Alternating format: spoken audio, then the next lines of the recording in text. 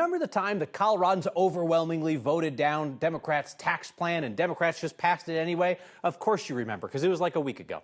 The Prop HH Light, passed by Democrats at the Capitol, is going to reduce the increase in your property taxes. Not reduce them, reduce the increase. We still don't know by how much. Politics guy Marshall Zellinger explains. The final property tax legislation from the special session got the signature of Democratic Governor Jared Polis this afternoon. I know that me and the state legislators look very forward to their recommendations. This bill put together a 19-person task force to make recommendations on long-term property tax relief. But what about the bill that's going to show up in your mailbox next year? When can you estimate what your property tax increase will be? We're hoping that by January 17th that you would be able to know what your tax commitment would be to your county or to your special district and your school districts. Ann Terry, the executive director with the Colorado Special District Association, might have the best understanding of the upcoming dates that will determine your specific property tax bill. January 3rd is the day that county assessors must figure out the new total assessed value of all properties in that county. The special session changed that math. They have to figure out the actual assessed value of the property in the county. Their math problem is not going to be an easy one to get to. January 10th is the next deadline. All the districts that make up your property tax bill, like school districts, fire districts, library districts, this is the day they have to have mill levies figured out. Mill levies determine how much they will get from property taxes for their budgets. The special session changed the property tax math, meaning local districts will get fewer dollars than expected. The state will cover that gap for schools, fire districts, ambulance, and health districts. But other districts, like libraries, parks, and water districts, will not know for some time how much of that gap, if any, the state will cover. And they will need to adjust their budget and decide if they have to either dip into reserves or use something else. Then around January 17th, the counties and local districts should have the math figured out for you to be able to estimate your property tax bill. Or you can wait for it to show up in the mail. A few weeks ago, we did the story about, well, if my property tax went up 30 or 40%, why do special districts need 30 or 40% budget increases? There are more than 4,000 special districts, and in the last 10 years, 690 of them have lowered their mill levies, thus lowering their budget. So not all the special districts will take the full decreased of our property tax bill. Everybody here is trying to set a budget. Families at home are trying to set a budget. These districts, fire departments, that kind of thing, trying to set a budget. And the budget that they had set without the special session needs to be changed because there's going to be that gap of money that doesn't exist, and they need to figure out, okay, are we going to believe that the state is going to fill that gap, or do we just budget down here now and hope if we get this other money, we can do more? So, similar to like, what if you had this influx of money, or if you didn't have it, or you thought it was going to be there, what would you do personally? If you're a family, you know what you have to do. You can't just assume money's going to rain from the sky because you're not government. All right, Marshall Zellinger, thank you. Hey, shout out to President Joe Biden if you're watching. When I go to different cities, I like to flip on the local news. Maybe he does the same thing. He's here tonight, probably quite busy. He's got a campaign fundraiser, and then tomorrow he's going to go down to Pueblo. So Biden was supposed to visit Colorado last month. That trip got postponed due to the Israel-Hamas conflict. This is Biden arriving at the airport today. He's here for his Investing in America tour. He's going around pointing out projects where his administration funded infrastructure and clean energy. First, though, funding his re-election campaign. He's at a private fundraiser tonight in the Denver area. Colorado Sun reports the event will benefit his re-election as well as the Democratic National Committee and the state party. Tomorrow, Biden visits the CS Wind Factory, the largest wind turbine tower manufacturer in the world. It happens to be in Republican Congresswoman Lauren Boebert's district. Biden has previously highlighted the plant as a product of the Inflation Reduction Act, which Boebert and all House Republicans voted against. Earlier this year, Biden called her out by name, said Boebert opposed the clean energy plan, but then welcomed the jobs to her district. Coincidentally, CS Wind is Congresswoman Lauren Boebert. You know that very quiet Republican lady? It's in her district, who, along with every other Republican, voted against this bill. And it's making all this possible. And she railed against its passage. But that's okay, she's welcoming it now. We have not seen Boebert or her office mention CS Wind specifically. Boebert does have a history of taking credit for projects and bills that she has voted against. Tonight, the Colorado Republican Party is organizing its supporters to refuse to certify this month's election results as the GOP chairman ramps up his election conspiracy talk, now talking about the threat of civil war. The Colorado GOP's Ballot and Election Security Committee has referred to the elections as rigged and systemic fraud. Now they are claiming that Colorado's audit process is insufficient since the Secretary of State's office does not automatically audit the closest races in each district, and since election workers use machines to tally the ballots. The party's election security chair says he'll lay out his concerns at a meeting tonight and then call on candidates who lost by slim margins to ask for hand recounts. GOP Chairman Dave Williams recently told a white nationalist podcaster that Colorado does not have any fair elections. Williams then took it a step farther on another far-right podcast last week when he predicted violence, a civil war, if what he calls election fraud continues or if lawsuits keep Donald Trump off the ballot. They're able to, successfully remove Donald Trump from the ballot, for example, or they're successfully able to keep engaging in some of the blatant election fraud-type behavior that they've done, then pretty soon you're not going to be able to resolve your differences through the ballot box. It will be done, in a civil war. And we don't want that. No one wants a civil war. I think most of us are capable of figuring out ways to avoid those things, but there's only so much you can do. If those who are in power keep undermining free and fair elections.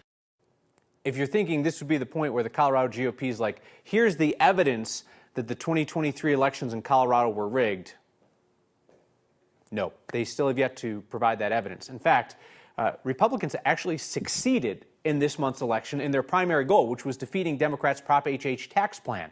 That thing went down in flames by almost 20 points. The district attorney in Colorado Springs is responding quite cautiously to calls from prominent conservatives that he should be prosecuting school employees who refuse to ban books. DA Michael Allen, who's a Republican himself, issued a statement to us today saying that he needs to, quote, assess the information and determine an appropriate call to action.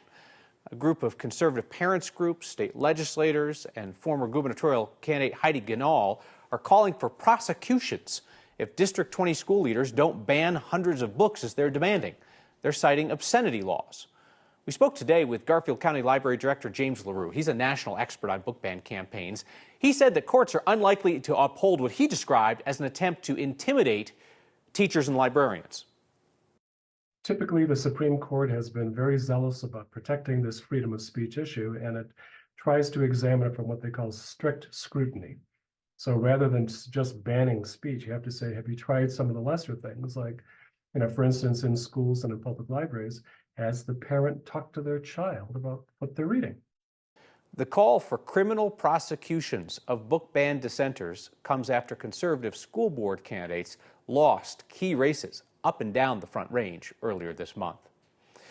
A district attorney is accused of breaking so many rules that every judge in her part of Colorado has now recused themselves from one of her cases.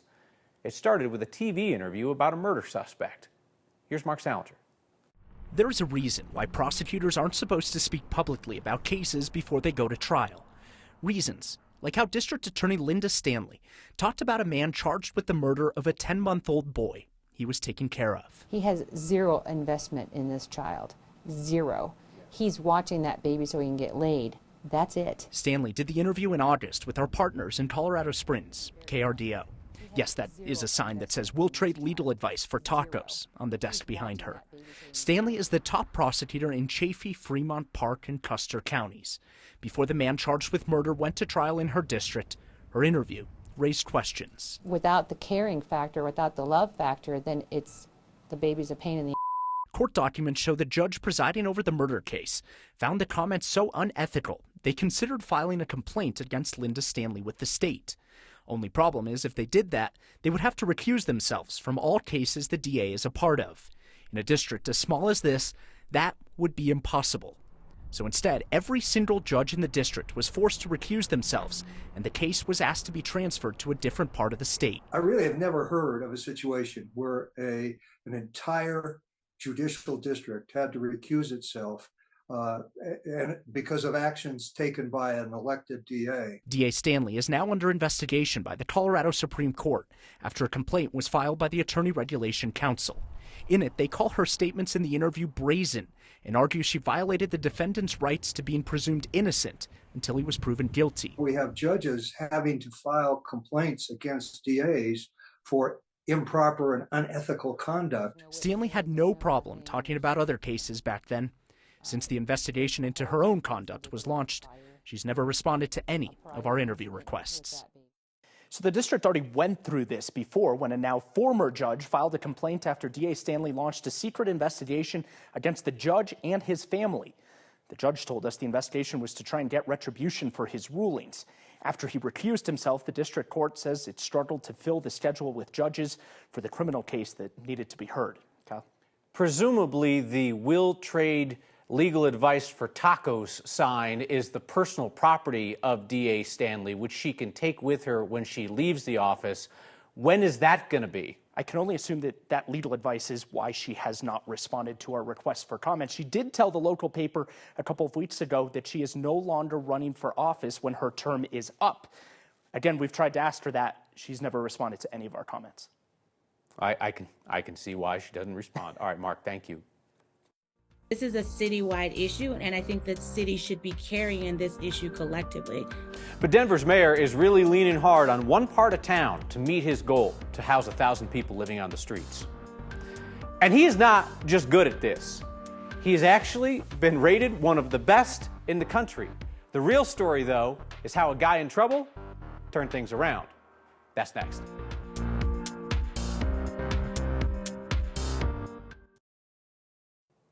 Denver Mayor Mike Johnston is running out of time to meet his goal of housing 1,000 people by the end of the year. Just over a month to go, he's still 700 people short. Finding the shelter sites for them is easier said than done, and that has left some neighborhoods carrying a disproportionate amount of the weight. Tonight, the mayor's office is holding a meeting to talk with neighbors about one of 3 hotels being used for shelter in the Central Park and Park Hill neighborhoods.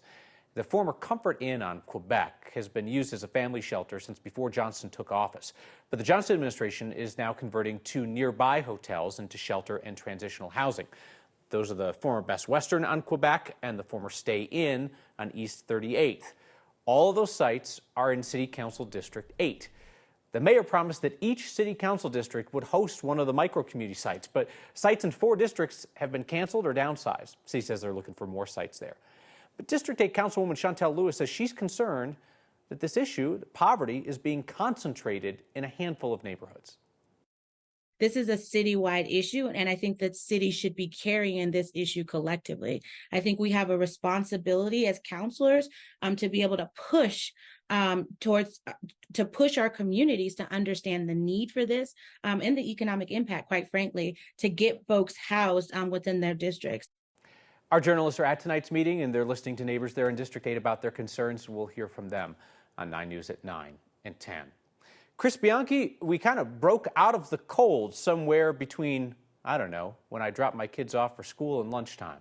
Yeah, it happened, and by the way, somewhere between Greeley and Denver, we also kind of broke up the cold. We had a very, very big difference in terms of our low temperatures this morning between Denver and Greeley. These 2 sites separated roughly by about 50 miles. And I'll explain why in just a second. But Greeley dropped down to 3 degrees. Denver officially 28. Greeley, a lot more snowpack and also a little bit lower at the South Platte River right there. And that's why we dropped down to 3 degrees. And Greeley and Denver, just 28 degrees. We also had some light downsloping or warming winds for us along the Front Range this morning. So that kind of combination of 3 different things leading to that huge gap in temperatures this morning. Now, we warmed up pretty nicely, 57 for us in Denver, 60s in the Southeast Plains, 30s and 40s in the high country.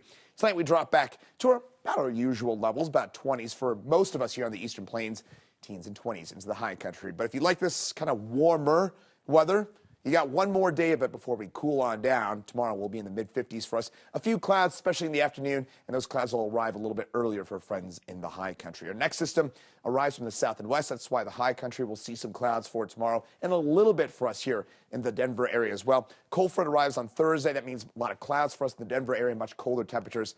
and then some snow for us in the high country. Could see some pretty decent amounts, especially in our southwestern amounts for Thursday night and through your Friday. 7-day forecast for us here in Denver. Temperatures drop back into the 30s for Thursday and Friday before we warm back up again and clear out the skies for the weekend. Competition is the only time when we get to showcase what we do, and it's more about us and less about the sign. He's headed to the competition because he's one of the best in the country. But tonight, this is about him. We'll meet him next.